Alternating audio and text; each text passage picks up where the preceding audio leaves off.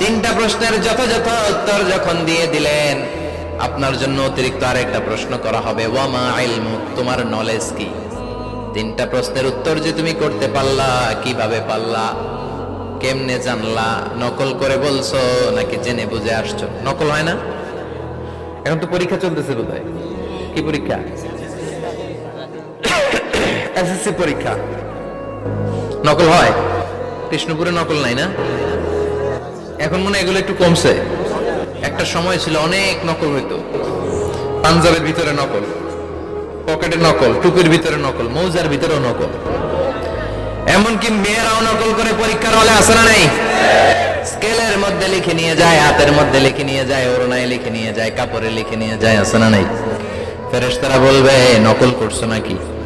কেমনে জানলা? তিনটা প্রশ্নের উত্তর তুমি কেমনে বললা? আল্লাহ তোমার রব, ইসলাম তোমার ধর্ম, এই লোকটা বিশ্বনবী, কেমনে চিনলা? আপনাকে তখন বলতে হবে আমি কোরআন থেকে শিখেছি, আমি হাদিস থেকে শিখেছি, আমি ইসলাম জেনে বুঝে মেনেছি, আমি আন্দাজে কোথাও করি নাই। চিল্লা এখন ঠিক কিনা? আপনাকে বলতে হবে।